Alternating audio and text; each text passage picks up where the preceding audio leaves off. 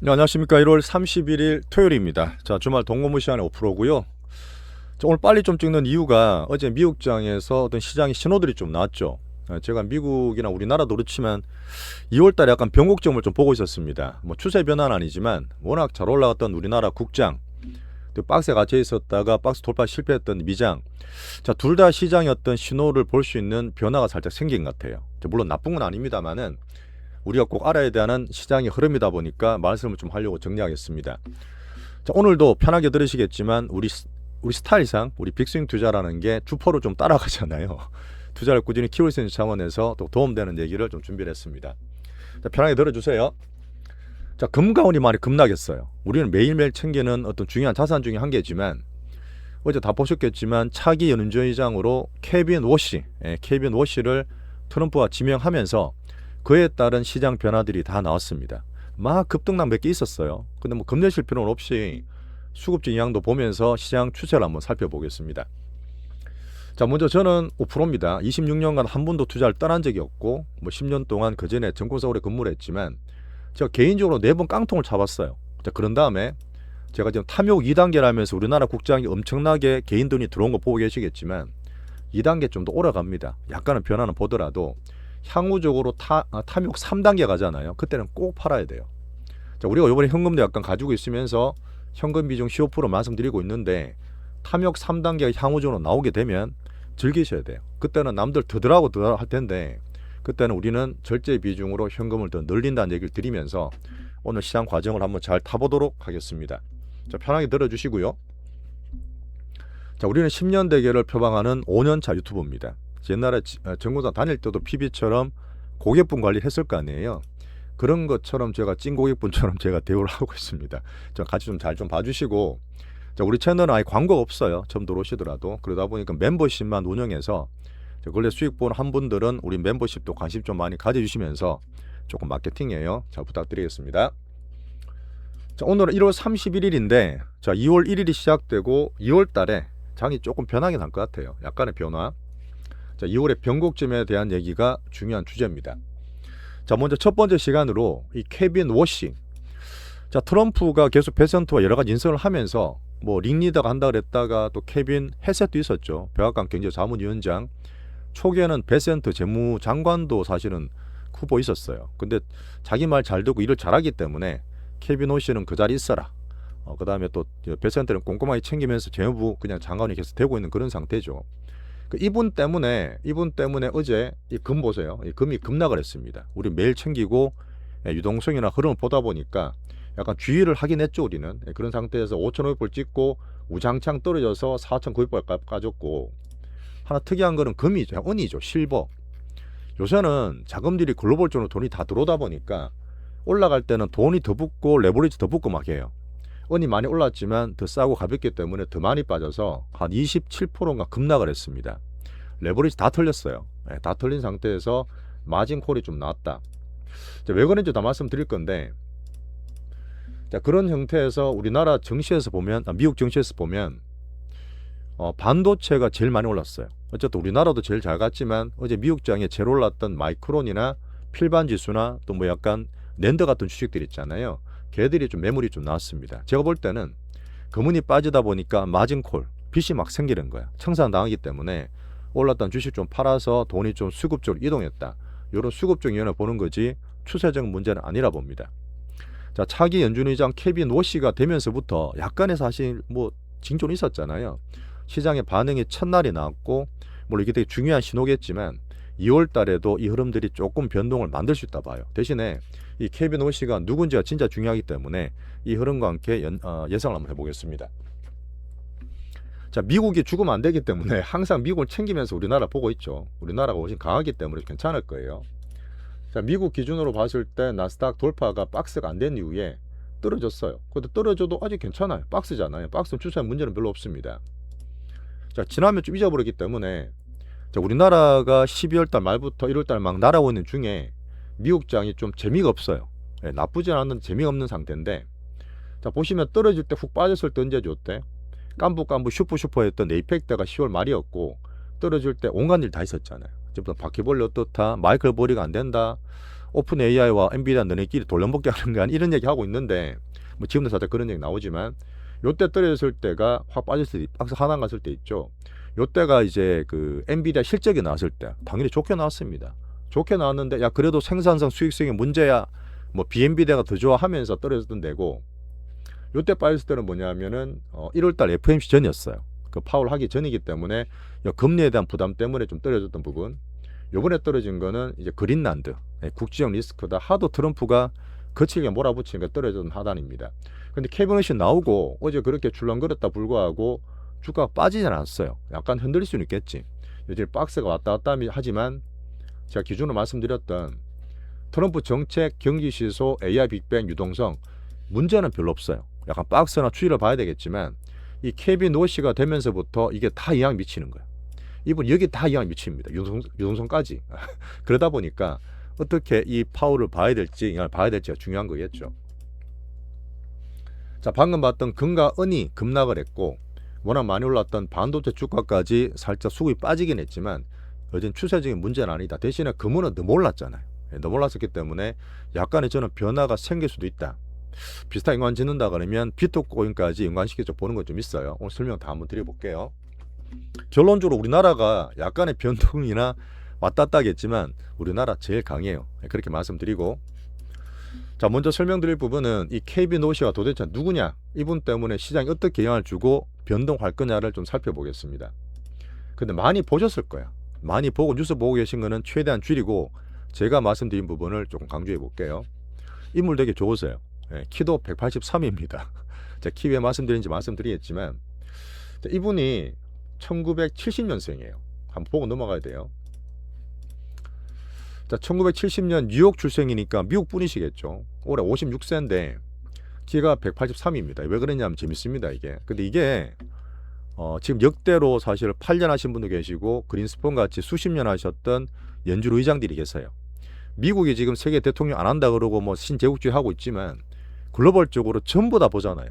FOMC 한다 그러면 실시간에 수만 명씩 보고 있잖아요. 그 정도로 연준 의장들은 전 세계 금융 대통령입니다. 자, 금융 대통령이라서 요새야 물론 약간 트럼프가 막 파워를 그렇다고 보지만 그 정도로 중요한 분이야. 투자하는 분은 꼭 보셔야 되기 때문에. 자, 엄청 인플레가 섰던 70년대 80년대 폴 볼커, 이분 키가 2m예요. 그때 금리가 제일 높았죠. 가장 돈을 많이 풀고 시장 친화적이고 QE 1, 2, 3 할 때 뒤에 마지막 하셨던 옐런 누님, 이분이 키가 제일 작은데 금리도 제일 낮았어요. 그때는 인플레 걱정이 없었거든. 자, 그때 앨런 누님이 키가 160이었고, 자 다들 아시고 제일 오래 하셨던 앨런 그린스펀, 이분이 180 정도 됩니다. 180 정도 되고, 그 다음에 이제 QE를 처음 했던 연준이 QE를 원래 했던 거 아닙니다. 돈을 그렇게 풀었던 거는 2008년에 서프라임 터지고 너무너무 100년 만에 금융위기 오니까, 물론 미국이 원흉이었지만 부동산 원인이었지만 이 벤 버냉키가 일본 금융을 엄청 오래 연구하신 분이거든요. 이분이 일본 따라서 한번 돈을 미친듯이 풀어보자, QE1을 2, 3를 해보자 하면서 이분이 처음으로 돈을 왕창 풀어버렸어. 금리는 제로금리 맞추고. 그때 벤 버냉키가 키가 180이었습니다. 180인데 이때가 이제 키가 작은 연준의장 계실 때가 금리가 제일 낮고 돈을 막막 풀 때야. 자, 근데 파월이 들어왔죠. 파월이 들어오면서 트럼프 물론 임명하신 분이지만 충돌도 많았고 되게 마지막까지 힘들게 좀 트럼프와 싸우다 가신 분입니다. 이분 키가 183이에요. 따지면은 케빈 엇이랑 같습니다. 자, 결론적으로 뒤에 다 말씀드리겠지만 그렇게 뭐 금융 관련, 연준 관련이 변할까? 성격은 변해요. 뒤에 다 적어놓은 성격은 변하는데 일단 그 파월 183, 케빈 엇이 183, 금리나 어떤 유동성의 관계는 약간 우려는 있지만 그렇게 추세를 바꿀 만한 같지는 않다는 얘기를 한번 키를 통해서 좀 이렇게 말씀드리고요. 이분 학력은 너무너무 화려하죠. 당연하게 이제 뭐 연준의장 될 뿐이니까 스탠포드 경제정치 전공, 하버드 법학 박사, MIT 경제까지 하신 분이고, 지금 1995년도 모건 스탠리 가서 최연소 부사장까지 하셨어요. M&A 분야. 자, 그런 다음에 부시 행정부에 들어가서 정책 설계, 행정 관리하셨고요. 자, 이것도 많이 보셨을 거예요. ST 로더는 여자분이 많이 쓰십니다. 약간 제가 럭셔리 할 때 주가도 참고하는데 여기 ST 로드의 손녀가 제인 로더고 이분의 아버지인 장인이, 그러니까 지금 케빈 엇의 장인이 로널드 로더입니다. 이분 그림 잠깐 보여드릴게요. 인상들이 다 있죠. 다 보실 거지만 이분이 케빈 오시고 이게 이제 에스티 로더의 지금 그 장인되죠. 예, 장인되는 로널드 로더. 이분이 트럼프의 측근입니다. 자, 그린랜드를 매입하라고 직접적으로 트럼프한테 말해주신 분이에요. 지금도 하고 있는 분이잖아요. 그러다 보니 되게 유명한 분이고 또 세계 유대인 협회 회장이야. 항상 보면은 연준의장 얘기만 분들은 다 유대계입니다. 알게 모르는 가장 큰 힘을 가지고 있는 보이지 않는 금융의 손이라 할 수도 있죠. 유대계들. 그 회장이란 분이고 이제 이분은 부인이겠죠. 레인 로더 분이신데 자 대충 보시면 아시겠지만 이분이 워낙 돈이 많고 그냥 뭐 사실은 워낙 뒷배가 좋으니까 또 로널드 로더가 트럼프 측근이고 하니까 워낙 자신감 있게 일을 하시는 분이에요. 그 케빈 오신 분이. 자 그렇게 하면서 이분을 또 많이 보셨을 건데 이 부분을 2006년이 이제 2007년 8년 2008년에 금융이 터졌습니다. 그 전에 35세 나이로 연준 최연소 이사로 지명이 돼요.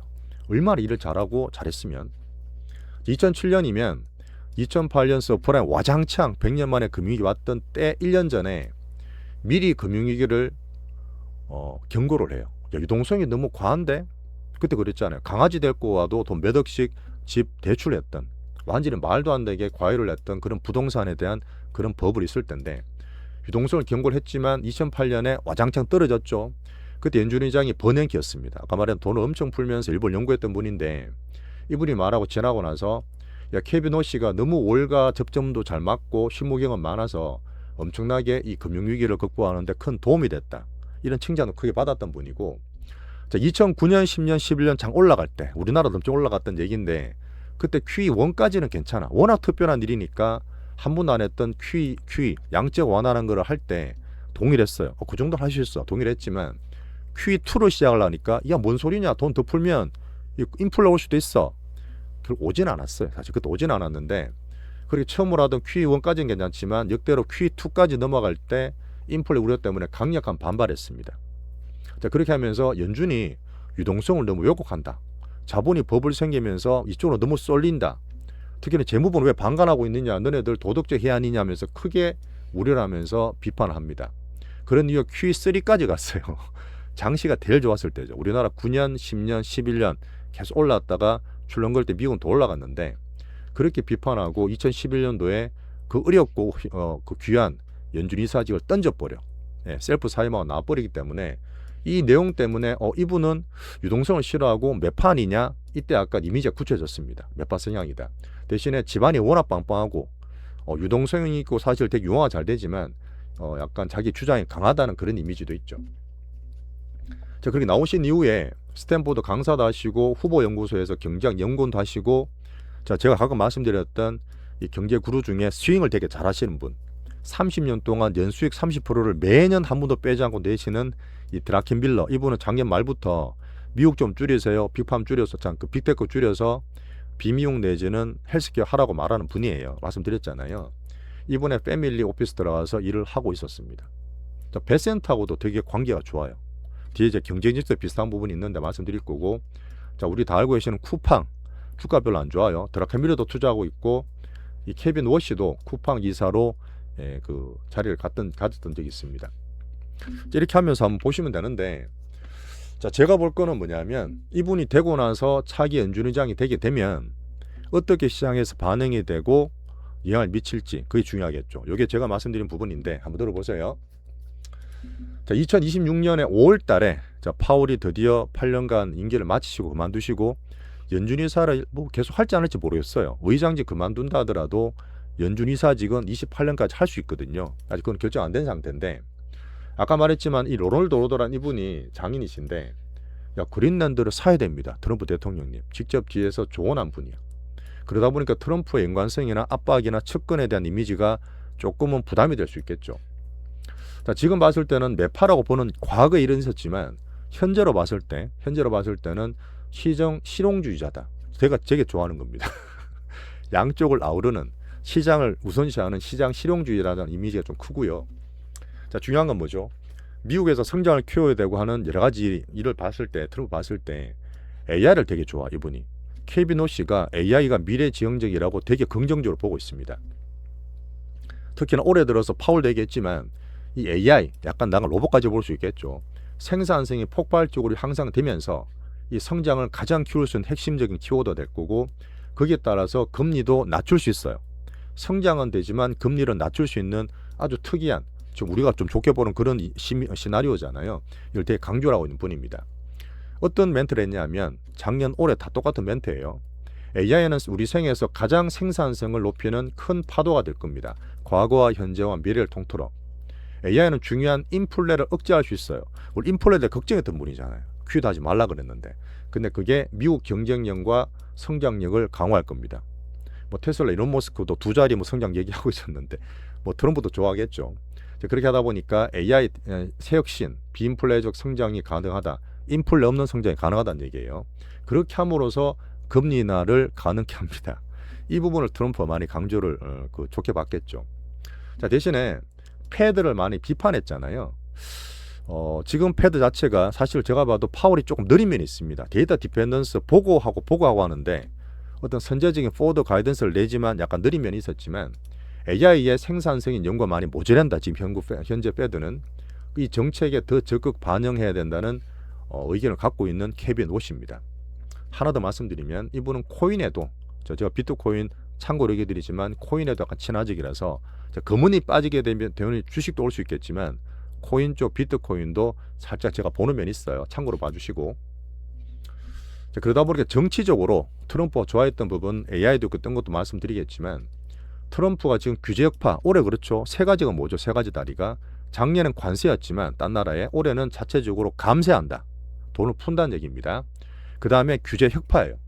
AI 쪽에 규제든 이런 거 다 없애버리고 성장 일변도로 나가는 게 트럼프의 규제 완화 올해 정책이잖아요. 거기에다가 뭐 도지부스다 초기 때 일론 머스크가 했던 이 지출 삭감, 과도한 지출을 삭감한다는 것을 상당히 좋게 칭찬했던 분입니다. 디스인플레이션, 인플레를 줄이기 위한 아주 좋은 정책으로 의견을 가졌었고요. 연준 입지가 축소된다는 말은 뭐냐면 이분이 패드 의장 오게 되면 연준이 과하게 QE든 이런 것도 하지 말란 얘기야. 이게 오늘 사실 시장에 영향을 좀 미쳤던 부분인데 연준 입지가 지금 하는 것보다 축소된다 생각하는 분이고 패드를 개혁해야 된다. 이것도 트럼프와 결이 맞죠. 금리나 금리 인상 이 정도만 하지 뭐 QE든 QT든 이번에 RMP든 이런 거 하지 말란 얘기예요. 그건 사실 베센트와 더 결이 맞습니다. 트럼프와 베센트가 좀 친하다 했잖아요. 그런 면에서 정책적으로 볼 수 있고 근래 들어서 차기 연준 임명됐던 배경이 될 수 있겠죠. 자, 하나 볼 수 있는 건 이겁니다. 앞으로 그러면 이분이 물론 청문회 거쳐야 되겠지만 된다고 봐요. 된다고 보고 트럼프에 대한 영향과 시장에서 보는 연준에서 어떻게 할 거냐, 연준이 어떻게 변화할지를 한번 예상해 보겠습니다. 자, 방금 말했지만 AI 성장이다, 금리 인하를 해야 된다, 이런 것들 보면서 트럼프가 상당히 마음에 들었던 점이 있을 겁니다. 뭐 장애 늘음도 있겠지만 AI 성장이 매우 불리시하고 금리 인하 가능하다고, 특히 마지막으로 약간 좀 쪼크게 했겠지만 외모 칭찬을 되게 많이 받았어요.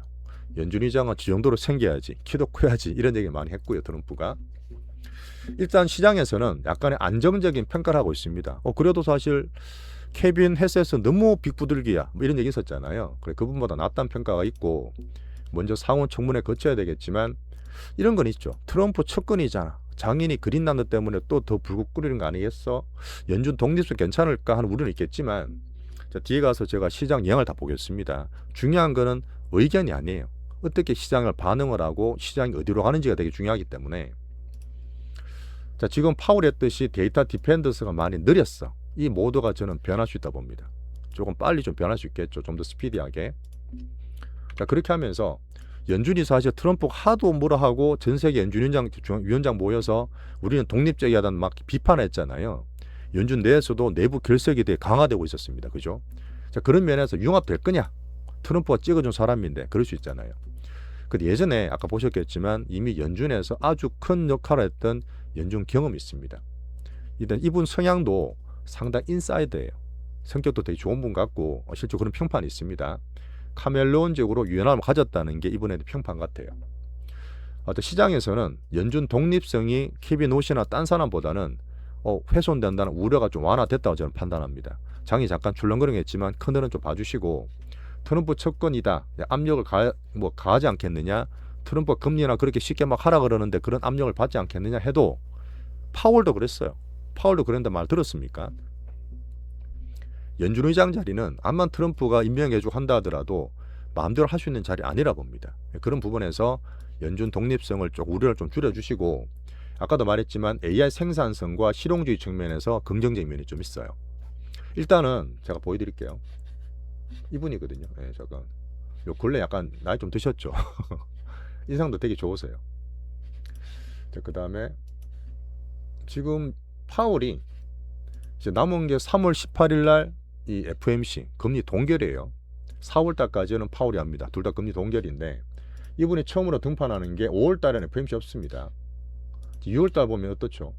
6월 달은 금리 오르고 빠지고 이분 되고 안 되고, 물론 하루밖에 안 지났지만 전혀 변동이 없어요. 변동이 없다니까. 이분 때문에 금리가 크게 왔다 갔다 한다. 일단 하루는 시장에서는 그렇게 변동을 크게 보고 있지 않습니다. 어제도 말씀드렸지만 자 보면 어제 금리도 별로 변동 없어요. 올랐다 빠졌다 하지만 10년물 금리가 4.24에서 큰 변동이 없던 그런 날이었다. 자 보시면 그 6월 17일 날 첫 평가를 받고 그 다음 금리를 봐야 되겠지만, 자 일반적인 평판이에요. 평판 되게 중요하잖아요. 약간 실용적이지만 비판도 하는 성격이다. 잘 연결된 네트워크다. 사람 간의 관계를 잘 맺고 있다는 거예요. 그 약간 기회주의처럼 보일 수 있을라나. 어쨌든 겸손도 하지만 존경도 많이 받는 인물입니다. 이런 것도 있어요. 금융 위스퍼러. 위스퍼란 말이 약간 속삭이는 거잖아요. 앞에 베냉키도 좀 베냉키 맞나? 베센트도 말씀드렸지만 베냉키도 말씀드렸지만 안 좋을 때도 그 연결고리 역할을 되게 잘했던 분입니다. 나름대로 융합 잘 된다는 얘기죠.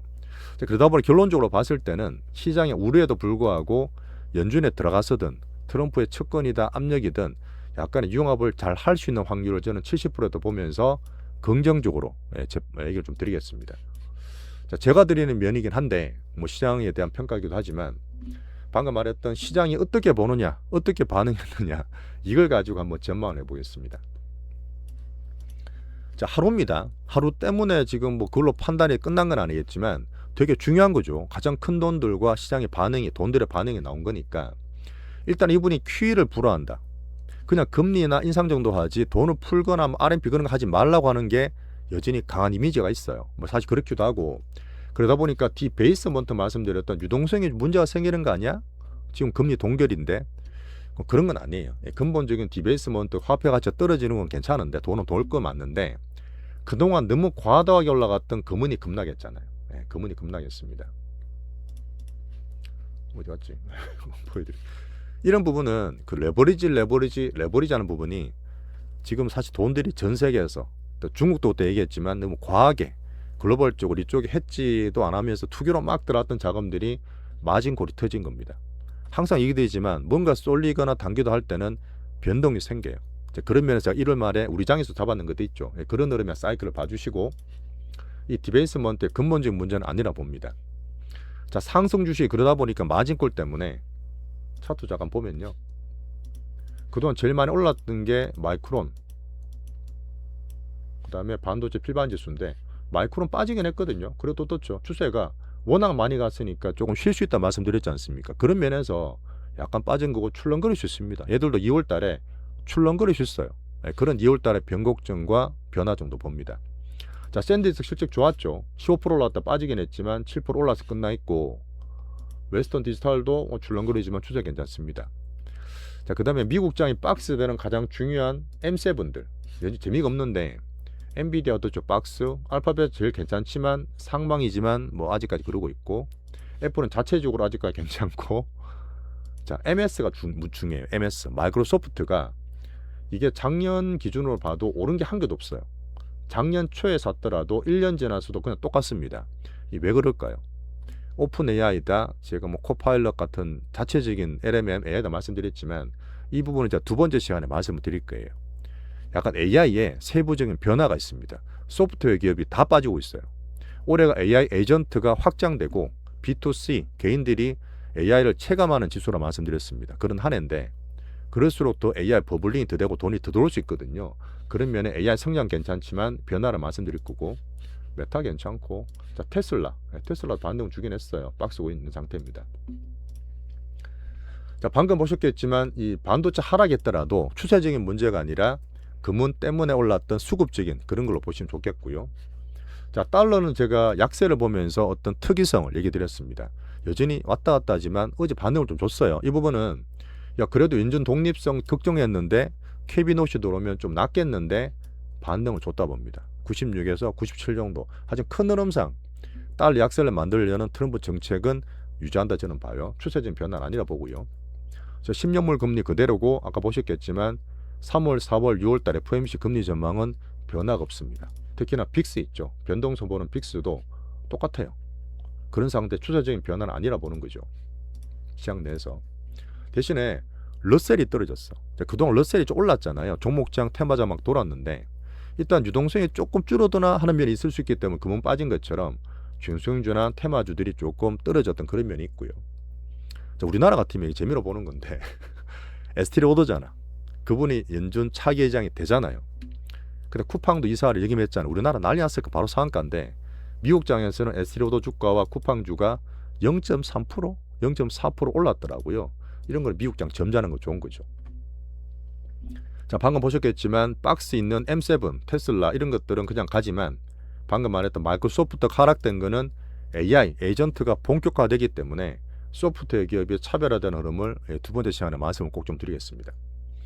자, 이렇게 한번 케빈 워시 때문에 어떤 전망을 보고 시장의 반응이 어떨 건지 변화는 있겠지만 추세적인 변화는 아니라는 제 의견을 전하면서 평가까지 말씀드렸습니다. 자, 미장은 박스고 AI 성장은 유지되면서 약간 변화가 있을 거예요. 자, 그 다음에 중요한 거는 우리나라 반도체와 불국장 지수는 뭐 약간 등락되겠죠. 뭐 일요일 날 그렇게 하고 월요일 날 넘어가면 살짝 출렁거리겠지만 우리나라 워낙 강하기 때문에 탐욕 2단계이기 때문에 출렁거려도 괜찮습니다. 제가 어제 진짜 제 친한 전고자 친구들 만나서 이런저런 얘기했어요. 뭐 가장 큰 뭐 지점장도 있고 뭐 파트장도 있고 그러는데 2월달 변곡점 같이 좀 느꼈는지 그 친구는 뭐 다 팔았다더라고 제가 갖고 있는 거. 근데 그럴 필요는 없어요. 제가 봤을 때 그거는 개인들 성향이겠지만 제가 갖고 있는 현금 비중 그 정도만 하면 우리 포터가 지금 또 슈팅이나 이런 거 봤을 때 문제는 별로 없어요. 자, 뒤에 넘어와서 우리 포트 종목 다 말씀드리겠지만 2월달에 변곡점 우리 포트는 현금 비중 그 정도 들고 대응하시면 큰 문제가 없다는 얘기를 드리겠습니다. 자, 우리는 어떤 빅머니와 주포로 체싱합니다. 앞에 봐셨던 시장의 흐름들을 꼭 보셔야 되기 때문에 정책 플러스 시장 스토리를 같이 익혀주시고 주포와 함께하는 우리 빅스윙 채널에 좀 더 많은 관심을 부탁드리겠습니다. 자, 마지막에 좋아요, 구독. 자, 댓글 가끔 이상하게 다는 분들 계시는데 우리도 수익 많이 보고 꾸준히 보시는 분들 댓글도 좀 많이 달아주시면 정말 감사하겠습니다. 자, 쉬시고 또 두 번째 파트에서 뵐게요.